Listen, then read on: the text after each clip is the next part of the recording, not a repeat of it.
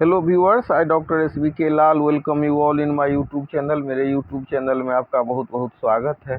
अगर आप इस चैनल पर नए हैं तो चैनल को सब्सक्राइब कर लें। आज का हमारा वीडियो है जेन जी के बारे में, और जेन जी से पहले का जो जनरेशन है, जेन जी के बाद का जो जनरेशन है, सब पर चर्चा करेंगे।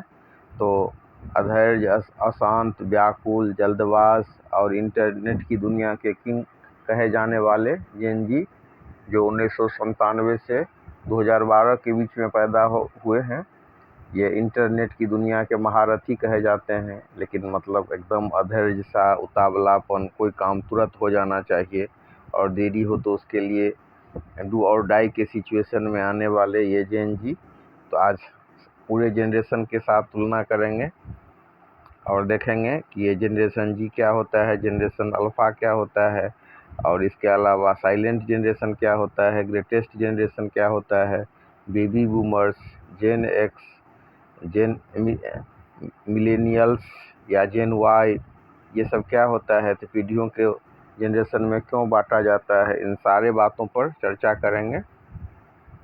तो सबसे पहले हम जानते हैं कि ये जो जनरेशन का जो कैटेगराइजेशन शुरू हुआ, उनको जो बांटा गया अलग अलग समयावधि के जो बच्चे पैदा हुए, उनको उनके जनरेशन को अलग अलग नाम दिया गया। जैसे सबसे पहले शुरुआत होती है ग्रेटेस्ट जनरेशन से। तो ग्रेटेस्ट जनरेशन क्या होता है, ऐसे बच्चे जो 1901 से 1927 के बीच में पैदा हुए हैं।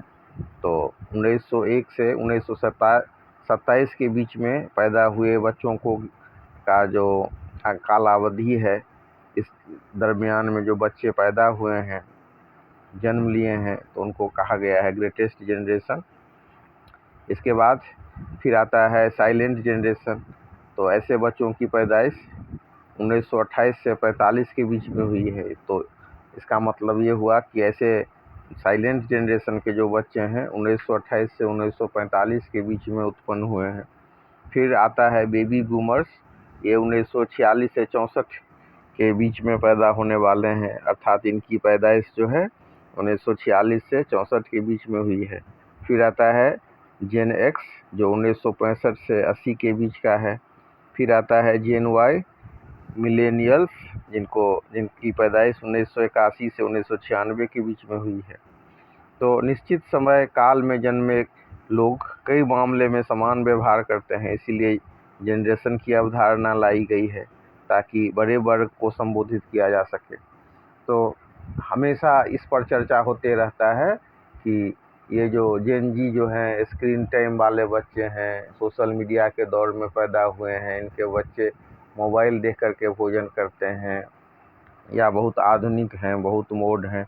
लेकिन अगर आप इसका गहन अध्ययन करें तो इसमें भी आप विविधता का दर्शन आपको होगा। बहुत सारे ऐसे व्यक्ति हैं जो गरीबी के मारे हैं और जो महंगा मोबाइल नहीं अफोर्ड कर सकते हैं। और बौद्धिक विकास की बात करें तो बौद्धिक विकास भी इसमें कुछ ऐसे व्यक्ति हैं जिनका अर्थशास्त्र, समाजशास्त्र, दर्शन, धर्म, मीमांसा, इस पर ज्ञान जीरो है।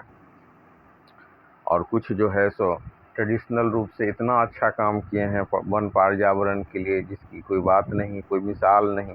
आप देख सकते हैं कि एक व्यक्ति सैकड़ों हजारों एकड़ में जंगल लगा सकता है। तो कुछ धार्मिक और जो स्पिरिचुअलिटी है उनके प्रति भी इनका काफ़ी जागरूक है। तो ये कहना कि जैन जी जो मतलब 1997 से 2012 के बीच में पैदा हुए हैं, ये खाली कंप्यूटर वाले ही बच्चे हैं और मतलब एजिंग फास्टर वाले बच्चे हैं, या मतलब इनके साथ ये सिर्फ कंप्यूटर ही समझते हैं, ऐसा नहीं है।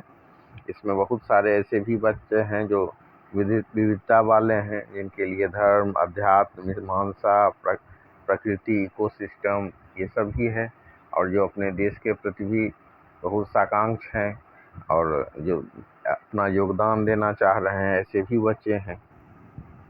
तो जो मतलब ये अगर हम जेन जी की बात करें तो इसका नाम है जनरेशन जी। जो एक जेन जी एक निश्चित साल के बीच जन्मे लोगों का समूह है।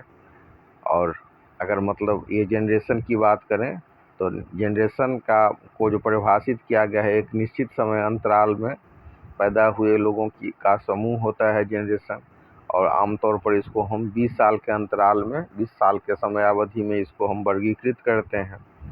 फिर इनको जेन-जी क्यों कहा जाता है? जेन-जी आमतौर पर मतलब किनको कहा जाता है, और जेन-जी इनको क्यों नाम दिया गया? तो इसके पीछे भी एक कहानी है कि मतलब और उसके बाद जेन-जी के बाद आप देख सकते हैं कि अल्फ़ा जनरेशन की बात होती है, जिसको मतलब उसका ए से नाम शुरू होता है। तो अलग अलग अगर हम समयावधि के हिसाब से देखें तो हमको पता चलेगा कि ये जो जेड है, इनका नाम क्यों दिया गया। तो जेड इनका नाम इसलिए मिला क्योंकि वाई के बाद जेड आता है, और जेन-जी पूरी तरह से डिजिटल दौर में को देखने वाली पीढ़ी है। तो 2000 यानी नए मिलेनियम के आसपास बड़े हुए इनको ये नाम मिला। और इसके बाद 1946 के बाद बहुत सारे बच्चे अचानक पैदा हुए, तो इसीलिए उनका जनरेशन नाम बेबी बूमर्स पड़ा। वहीं ग्रेटेस्ट जनरेशन वाले विश्व युद्ध और महामंदी का दौर देखा। जनरेशन एक्स का मतलब होता है अज्ञात, इसीलिए उस समय में समाज बहुत तेज़ी से बदल रहा था। और मिलेनियल्स यानी कि जेन वाई 2000 यानी कि मिलेनियम के आसपास बड़े हुए, इसीलिए इनको मिलेनियम मतलब जनरेशन वाई का नाम पड़ा। और वाई के बाद जेड आता है तो जेन-जी इनको कहा गया। तो वाई के बाद जेड आने के कारण इनका नाम जनरेशन जेड हुआ। तो इस तरह से हम देख सकते हैं कि इनका नामकरण जेन जेड क्यों हुआ, जेन फोर्थ जनरेशन हो गया जी। तो वाई के बाद जी आता है, तो इससे पहले का जो जनरेशन था वो जनरेशन वाई था, जिसको हम मिलेनियल्स भी कहते हैं। तो इस तरह से इस वीडियो के माध्यम से हमने कोशिश की आपको बताने का कि ये जनरेशन क्या होता है, और अलग अलग जनरेशन के बारे में चर्चा किया। तो सबसे पहले होगा ग्रेटेस्ट जनरेशन 1901 से 27, साइलेंट जनरेशन 1928-45, उसके बाद baby boomers 1946 to 64, gen X 1965 to 80, millennials जिसको हम जेन वाई भी कहते हैं 1981 से 96, और उसके बाद आता है हमारा जेन जी।